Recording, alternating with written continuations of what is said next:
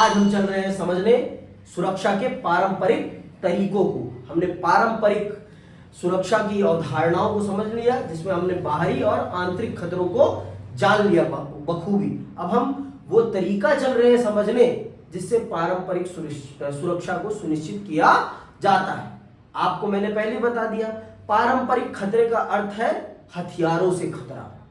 हथियारों से खतरा, तो पारंपरिक खतरा हथियार है, तो सुरक्षा भी हथियार ही है। आपके लिए खतरा दूसरे देश की सेना है, तो आपके देश की सुरक्षा भी आपकी सेना है। समझ में आई बात? तो यहां पर खतरा जिस चीज से है, सुरक्षा भी उसी चीज से मिलेगी आपको। सीधी बात, नो बकवास, इतनी सी बात है। तो आइए इसको विस्तार पूर्वक समझते हैं।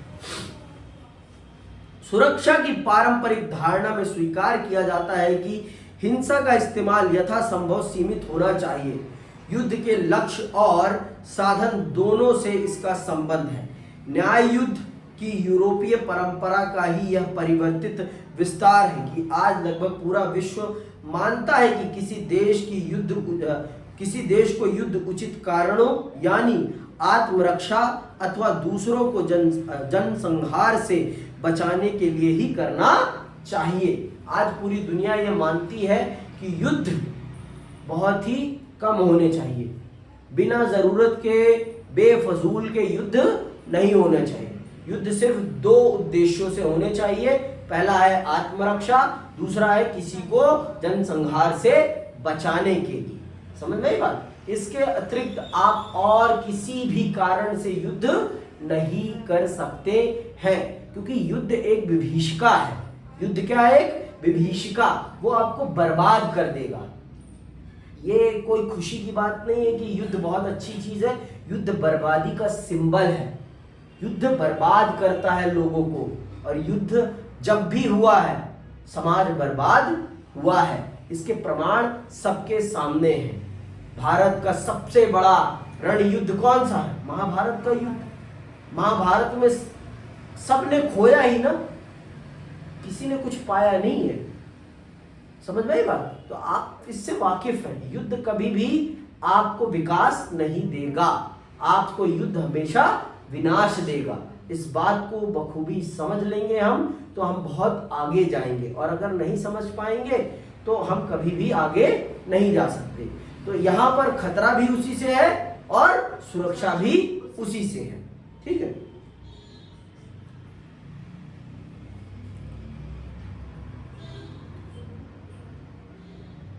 इस दृष्टिकोण के अनुसार किसी युद्ध में युद्ध साधनों का सीमित इस्तेमाल होना चाहिए। युद्धरत सेना को चाहिए कि वह संघर्ष विमुख शत्रु, निहत्थे व्यक्ति अथवा आत्मसमर्पण करने वाले शत्रु को न मारे।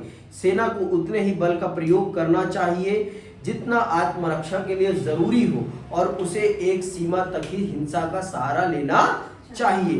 बल प्रयोग तभी किया जाए जब बाकी उपाय असफल हो गए हो।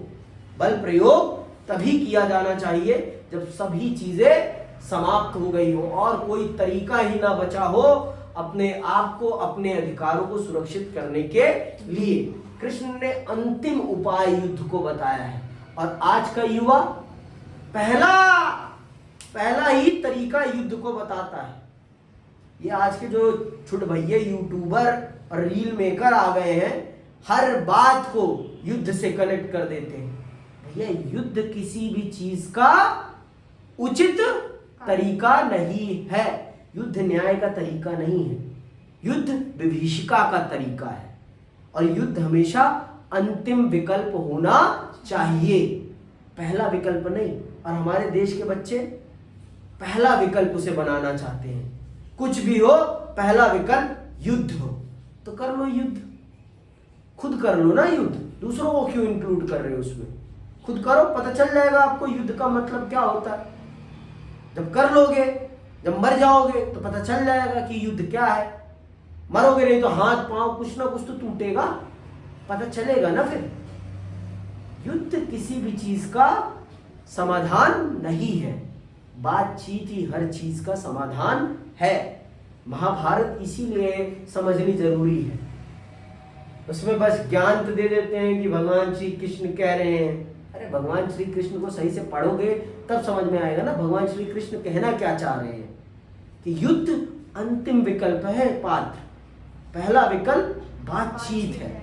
जितने संभव हो सके बातचीत से समस्या का समाधान किया जाए। बातचीत से बढ़िया कोई और तरीका हो ही नहीं सकता समस्या के समाधान का। ये बात आप समझ लें। किसी भी समस्या का सबसे पहला समाधान क्या है? बातचीत। उसके अतिरिक्त कोई तरीका नहीं है। अगर आप सोचते हैं कि युद्ध से आप जीत सकते हैं, आप जीते या हारे, नुकसान आपको होना ही होना है, होना ही होना है। समझ में आई बात? हाँ, अगर दुश्मन छोटा है वो भी आपको नुकसान पहुंचाएगा ही पहुंचाएगा। हम क्यों पाकिस्तान से युद्ध नहीं कर रहे हैं? हमें पता है ना, वो कंगला, हम विकासशील, हम विकास की तरफ जा रहे हैं। वो कंगला भिखारी, उसका तो कुछ नुकसान होने वाला नहीं है। जो होगा हमारा ही होगा। हमारी विकास की ग्रोथ डाउन हो जाएगी। समझ में आई बात? उस कंगले को कोई फर्क नहीं पड़ता। एक नंबर का कंगला है भिखारी। अब मान लो भिखारी आपकी गर्दन पे ब्लेड रख देगा तो आप उससे लड़ाई करोगे? आप उससे लड़ाई करना उचित समझते हो? आप वो जो मांग रहा है उसे दो और निकलो, क्योंकि उसको कुछ नहीं होने वाला, उसका जीवन बर्बाद है। और अगर उसने ब्लेड हल्का से भी चला दिया तो आपके जीवन की भी राम नाम सत्य हो जानी है। तो हर जगह लड़ाई नहीं करी जाती, कुछ जगह इस बुद्धि का प्रयोग करना है और समस्या को टैगल करके निकल जाना है। समझ आई बात? क्यूबा मिसाइल संकट में देखा ना आपने, दोनों महाशक्तियां एक साथ एक दूसरे के सामने आ गई, फिर भी युद्ध नहीं हुआ। ये क्या है? ये है बातचीत की शक्ति। वो दोनों इस बात को बहुत अच्छे से जानते हैं कि हम लड़ेंगे तो हम दोनों एक दूसरे को बर्बाद करेंगे। समझ में आई बात? ये बात समझना हम सबके लिए कितना जरूरी है, कितना महत्वपूर्ण है, लेकिन हम समझना ही नहीं चाहते। ये बड़े दुर्भाग्य की बात है। समझ में आई बात? आगे सुनो। सुरक्षा की पारंपरिक धारणा इस संभावना से इनकार नहीं करती कि देशों के बीच एक न एक रूप में सहयोग, उनमें सबसे महत्वपूर्ण है निशस्त्रीकरण, अस्त्र नियंत्रण अथवा विश्वास की बहाली। वो जो आपका पारंपरिक तरीका है सुरक्षा का, उसमें ये विश्वास किया जाता है कि देशों के बीच में इन विषयों पर तो आपसी तालमेल होना ही चाहिए। निशस्त्रीकरण हो गया, अस्त्र नियंत्रण हो गया और विश्वास की भावना, ये विश्वास की बहाली या भावना जो भी कह लो, ठीक है। निशस्त्रीकरण का मतलब कम से कम हथियारों का निर्माण, अस्त्र नियंत्रण कम से कम हथियार बनाए जाएं, और विश्वास की बहाली। अगर आपके आपसी विश्वास है तो आपके बीच में कभी युद्ध नहीं हो सकता। विश्वास ही हर चीज की कड़ी है। अगर हमारा और नेपाल का युद्ध क्यों नहीं होता? क्योंकि हमें आपस पे विश्वास, एक दूसरे पे विश्वास, उसे भी विश्वास है कि हम उसके सीमा को हड़पना नहीं चाहते, और वो तो हड़प ही नहीं सकता पहले बात तो, ठीक है। उसे इस बात का विश्वास है। तो विश्वास किसी भी रिश्ते का सबसे मूल आधार है, और अगर आपने विश्वास खोया अपने रिश्ते में तो आपने सब कुछ खो दिया। विश्वास नहीं खोना। जिंदगी में सबसे महंगा कुछ है तो वो क्या है? विश्वास। उससे महंगा इस दुनिया में, इस धरा पर कुछ नहीं है। सब कुछ खरीद सकते हो आप, लेकिन विश्वास नहीं खरीद सकते। समझ में आई बात? विश्वास उसी पे होता है जिस पर होता है, और जिस पर नहीं होता तो नहीं ही होता। कुछ भी कर लो नहीं होगा।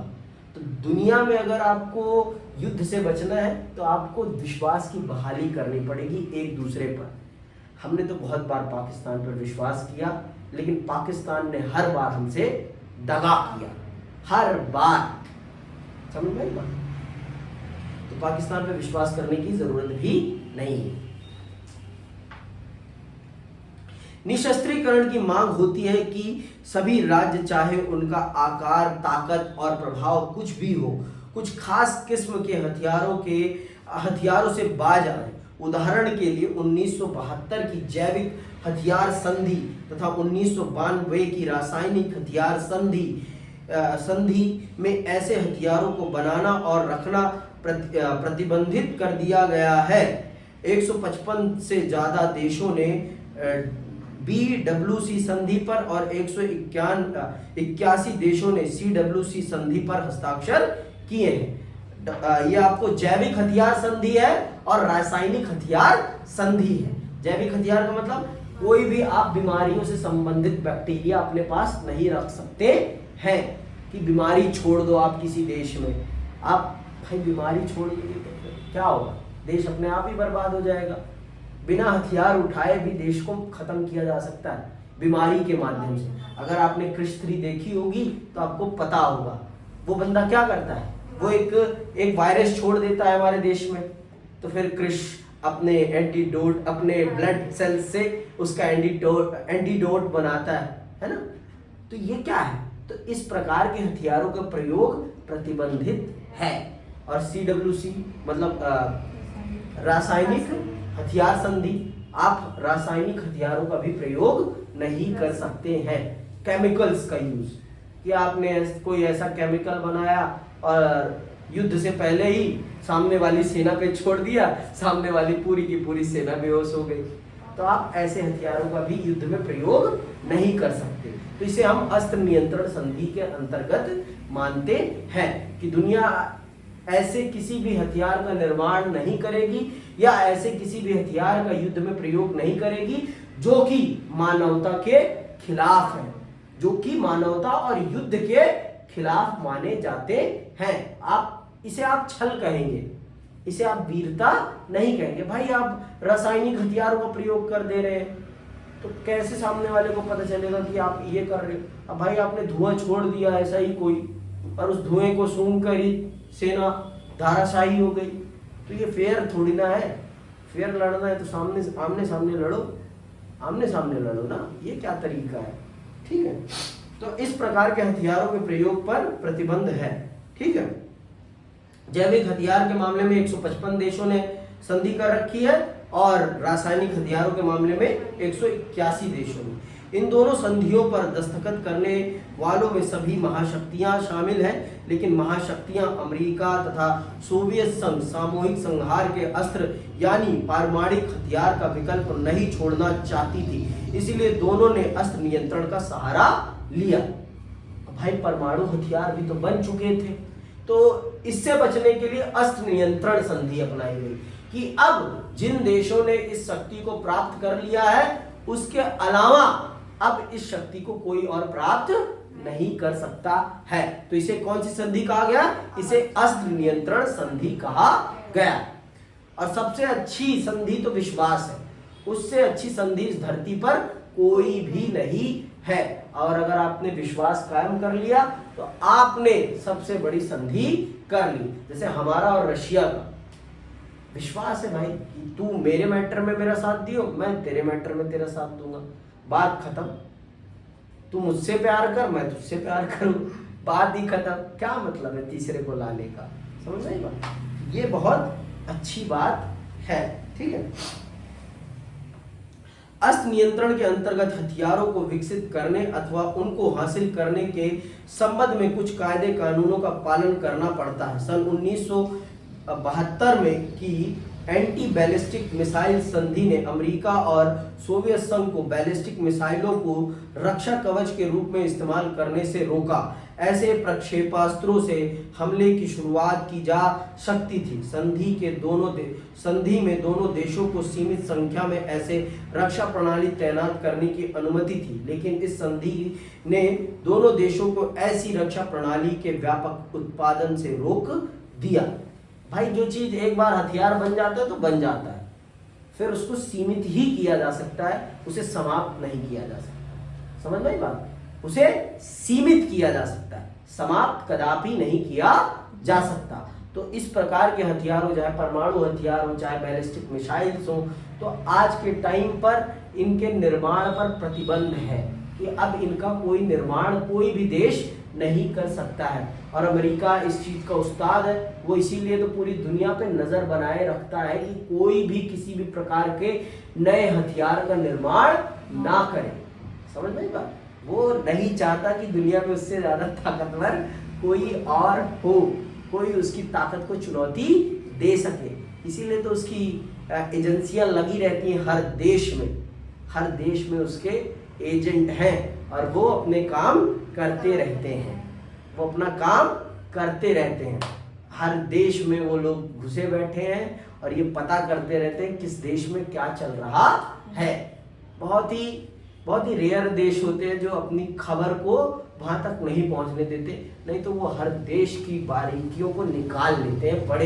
बड़े हरामी होते हैं, समझ में? FBI के लोग बहुत ही हरामी, हद से ज्यादा। और उनका साथ मुसाद दे देता है। मुसाद समझते हो? मुसाद का नाम जानते हो? किसकी खुफिया एजेंसी का नाम मुसाद है, पता है? नहीं पता? इजराइल की तो भगवान कसम इतनी उस्ताद कि कोई कहने की बात नहीं। दुनिया में जो होने वाला है ना, उन्हें 2 मिनट पहले पता चल जाता है। और 2 मिनट पहले पता चलने का मतलब समझते हो? बहुत बड़ी बात है। उस देश के लोगों को नहीं पता, उससे पहले उनको पता चल जाता है कि इस देश में ये होने वाला है। ये है मुसाद, इतनी ताकतवर है उनकी खुफिया एजेंसी। समझ में बात? हर देश के पास अपनी खुफिया एजेंसी है। और ये खुफिया एजेंसी वाला चलन पता है कहाँ से स्टार्ट हुआ? चाणक्य के काल से। चाणक्य के काल में मैंने पढ़ाया था, है ना? गुप्तचर व्यवस्था रखते थे वो, जिससे कि विरोधी राजा के यहाँ पर क्या चल रहा है उसका मुझे सारा पता रहे और उसके खिलाफ युद्ध नीति बनाने में ये सहायक होती है। तो आप देखिए कब से ये चला आ रहा है। चाणक्य ने कब सोच लिया था कि किसी भी देश को अगर एक सशक्त राजनीतिक ताकत बनाना है तो वहां पर गुप्तचर व्यवस्था होना बहुत ही ज्यादा जरूरी है। देखिए इतिहास, राजनीति, भूगोल कैसे एक दूसरे से अंतर संबंधित है। 4 विषय तो अंतर संबंधित है ही हैं। भूगोल हो गया आपका, राजनीति हो गया, आपका इतिहास हो गया और आपका अर्थशास्त्र हो गया। ये चारों के चारों एक दूसरे से अंतर संबंधित हैं और इनका अंतर संबंध कोई खत्म नहीं कर सकता। समझ में आई बात? आगे सुनो। संधि में दोनों देशों को सीमित संख्या, ये भी पढ़ लिया है। जैसा कि हमने अध्याय 1 में देखा है, अमेरिका और सोवियत संघ ने अस्त्र नियंत्रण की कई अन्य संधियों पर हस्ताक्षर किए, जिसमें सामरिक अस्त्र परिसीमन संधि और सामरिक अस्त्र न्यूकीकरण संधि और है आपकी शामिल है। परमाणु अप्रसार संधि भी एक अर्थ में अस्त्र नियंत्रण संधि ही थी, क्योंकि इसने पारमाणविक हथियारों के उपर्जन को कायदे कानून के दायरे में ला खड़ा किया। जिन देशों ने सन 1967 से पहले परमाणु हथियार बना लिए थे या उनका परीक्षण कर लिया था, उन्हें इस संधि के अंतर्गत इन हथियारों को रखने की अनुमति दी गई। जो देश सन 1967 तक ऐसा नहीं कर पाए थे, उन्हें ऐसे हथियारों को हासिल करने के अधिकार से वंचित कर दिया गया। परमाणु अप्रसार संधि ने पारमाणविक आयुधों को समाप्त तो नहीं किया, लेकिन इसे हासिल कर सकने वाले देशों की संख्या कम कर दी। परमाणु अप्रसार संधि, ठीक है। तो परमाणु अप्रसार संधि के अंतर्गत 1967 से पहले जिन देशों ने परमाणु शक्ति प्राप्त कर ली थी, उन्हें ही परमाणु हथियार रखने का अधिकार था। उसके बाद किसी भी नए देश को परमाणु हथियार विकसित करने का कोई अधिकार नहीं था। लेकिन भारत ने इस संधि पर हस्ताक्षर नहीं किए थे। भारत इस संधि को विभेद पूर्वक संधि मानता है, इसीलिए भारत ने इस संधि पर हस्ताक्षर नहीं किए थे। भारत ने सदैव ये कहा है कि हम परमाणु हथियार अपनी सुरक्षा के लिए बनाएंगे, ना कि किसी पर हमला करने के लिए। हम परमाणु हथियार का कभी भी किसी भी देश पर हमला करने के लिए प्रयोग नहीं करेंगे, लेकिन हम अपनी आत्मरक्षा के लिए परमाणु हथियार जरूर बनाएंगे और हमने बना भी लिया था। ठीक, आगे सुनिए।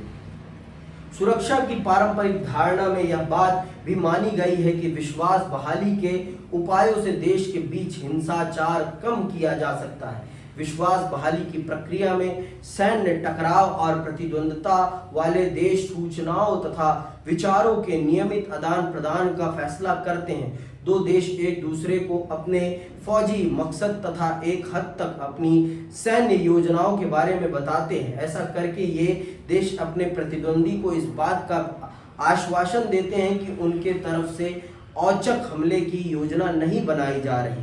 देश एक दूसरे को यह भी बताते हैं कि उनके पास किस तरह के सैन्य बल हैं।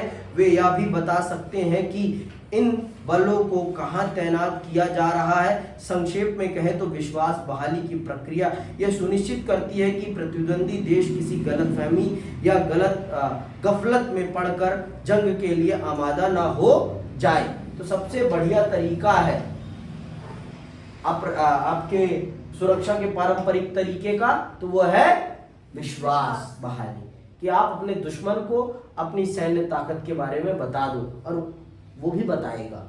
दोनों एक दूसरे को बता दो तो गलतफहमी नहीं बनेगी, और गलतफहमी नहीं बनेगी तो फिर युद्ध होने के आसार समाप्त हो जाएंगे।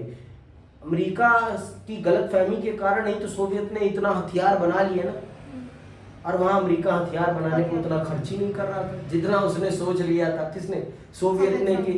सोवियत ने अपने देश के विकास पे लगने वाले पैसे को हथियारों के निर्माण पे ही लगा डाला पूरा, और इसीलिए बर्बाद भी हो गया। वही पैसा अगर देश की जनता के विकास पे लगाया होता तो क्या होता? जनता विकसित हो जाती, जनता की आकांक्षाएं पूरी होती है, और जब जनता की आकांक्षाएं पूरी होगी तो जनता कभी भी सरकार के खिलाफ नहीं जाएगी। ये बात आप समझ लो। जनता सरकार के खिलाफ तभी जाती है जब जनता की आकांक्षाओं को सरकार पूरा नहीं कर पाती। ये इस धरा का सबसे बड़ा यथार्थ है, और इस यथार्थ को कोई भी नकार नहीं सकता। समझ में आई बात? इस यथार्थ को कोई भी नकार नहीं सकता। ये बात आप जान लीजिए और इस बात को आप बखूबी समझ लीजिए, ठीक है। कुल मिलाकर देखें तो सुरक्षा की पारंपरिक धारणा मुख्य रूप से सैन्य बल के प्रयोग अथवा सैन्य बल के प्रयोग की आशंका से संबंधित है। सुरक्षा की पारंपरिक धारणा में माना जाता है कि सैन्य बल से सुरक्षा को खतरा पहुंचता है और सैन्य बल से ही सुरक्षा कायम रखा जा सकता है। तो जिससे आपको खतरा है उसी से आपको यहाँ पर सुरक्षा मिलेगी। सुरक्षा की पारंपरिक धारणा कहती है स्पष्ट तौर पर कि आपको दूसरे देश की सेना से खतरा है तो आपको सुरक्षा आपकी सेना से ही मिल सकती है। सेना ही तोड़ है। सेना वो खड़ा कर रहा है तो आप भी अपनी सेना खड़ी करें। साफ सीधी बात। इसके अलावा और कोई तरीका नहीं है आपके पास पारंपरिक धारणा में सुरक्षा प्राप्त करने का। तो तीन चीजें आपने समझी सुरक्षा की पारंपरिक धारणा में। पहला अस्त्र नियंत्रण और आपने दूसरा निशस्त्रीकरण। पहला है निशस्त्रीकरण, अस्त्र नियंत्रण और विश्वास की बहाली। ये तीन तरीके हैं जिनके माध्यम से आप सुरक्षा की पारंपरिक धारणा को सुनिश्चित करते हैं। यहाँ हथियार ही खतरा है और हथियार ही आपकी सुरक्षा का माध्यम है। इतनी बात है। आज के लिए बस यही समाप्त करते हैं। विदा लेता हूं मैं। जय हिंद, जय भारत।